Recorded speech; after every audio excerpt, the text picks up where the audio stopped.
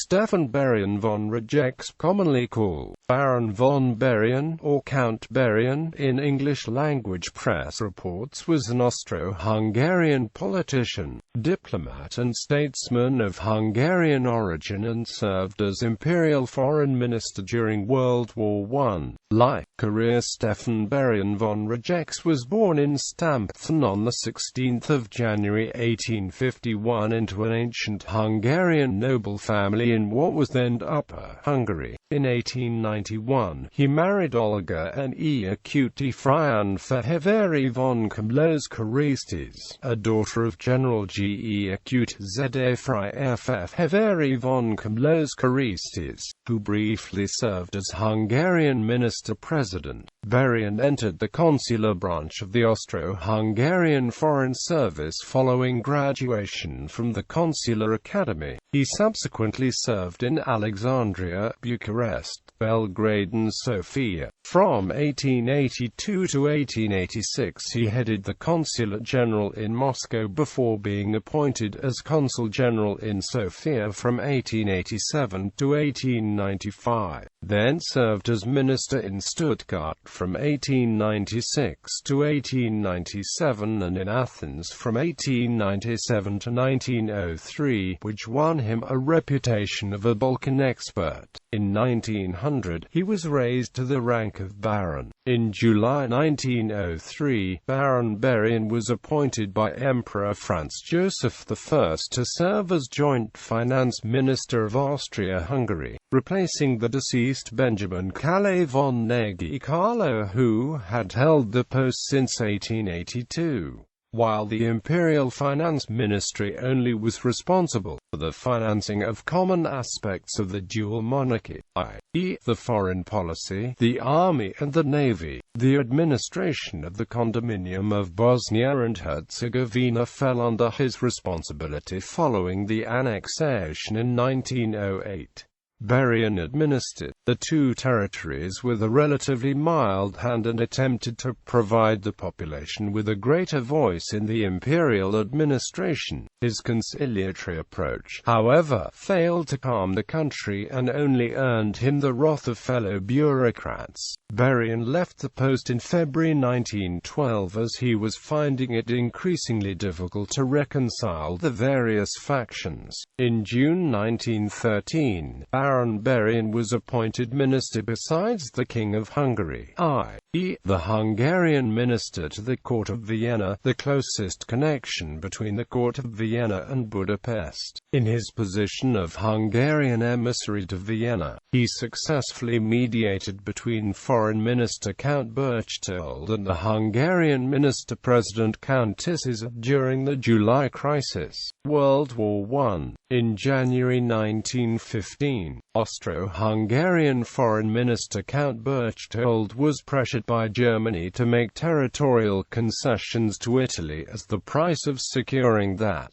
country's neutrality. When he acquiesced to the German proposal, he was forced from office on 13 January by hardliners. Baron Burian's name was put forward by Count Tisza, who was a close friend and ally, as Berchtold's successor, which was accepted, albeit reluctantly, by Emperor Franz Joseph. A relative moderate, Baron Burian initially resisted German pressure for territorial concessions as the price of maintaining Italy's neutrality, although he somewhat vacillated towards the end as Austro-Hungarian forces suffered a crushing defeat with the surrender of Przemysl in March. This did nothing, however, to prevent Italy from joining the Entente in May 1915. Considered a protégé of Count Tisza, he proved to be much steadfast in resisting German pressure as regards territorial concessions to Romania at the cost of Hungary. This led to Romania entering the side of the Entente in August 1916. Baron Burian, however, did win Bulgaria to the side of the Central Powers in October 1915 and provided for stronger ties with Turkey. Baron Burian insisted that Germany treat Austria-Hungary as an equal in all military, economic and political activism, which only antagonized German opinion. He opposed Germany's policy of unrestricted submarine warfare, insisted on retention of Austro-Hungarian control on the Balkan front and demanded recognition of Austro-Hungarian interests in Poland. However, he increasingly lacked the material resources to back up his claims for equality with Germany. He further angered Germany and its military leaders by proposing a peace plan that called for the re-establishment of a free Belgium and the return of all captured French territory in exchange for recognition of German and Austro-Hungarian rights in Eastern Europe.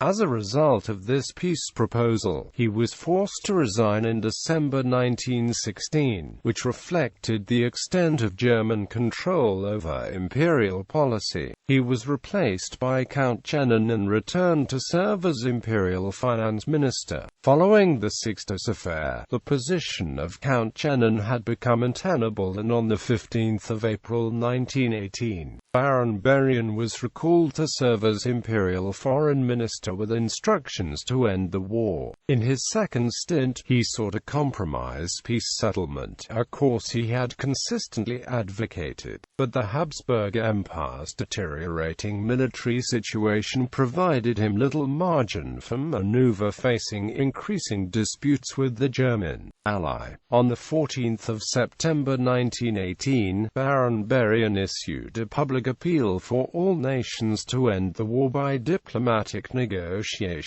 However, his proposal went unheeded as the Entente was committed to unconditional surrender. On 5 October, he and the German Chancellor requested President Wilson's participation in peace negotiations on the basis of the 14 points. On 24 October, he resigned from office, realizing that nothing could prevent the dissolution of the Habsburg Empire. He was succeeded by Count Julius Andrassy the Younger and thus became the penultimate foreign minister of the dual monarchy. In 1918, he had been elevated to the rank of Count. Post-war, Count Burian took no active part in diplomacy or politics after the war and spent his remaining years writing his war memoirs, which were published posthumously in both German and English versions. Count Burian had been bestowed with the Grand Cross of the Order of St. Stephen in 1910 and invested as a Knight of the Order of the Golden Fleece in 1918. During the war, Count Burian had sought to balance several sometimes conflicting demands: winning the war, preserving the Austria-Hungary's status and defending Hungary's position within the dual monarchy. Certainly a task that was nothing short of overwhelming. Considered to be serious, legalistic and unimaginative personal traits that made him a good fit for the bureaucracy and the imperial cabinet. However, his rigidity and pedantry likely made him a less suitable choice at the helm of Austro-Hungarian diplomacy at such a decisive period as World War I, with a greater need for flexibility.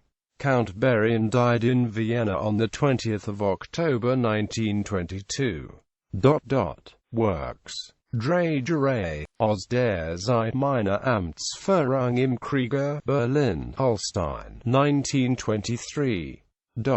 Bibliography: Istvan Diosegi, Abelplatt Sie Palota Uta also Gazdaha, Quarters, 1966.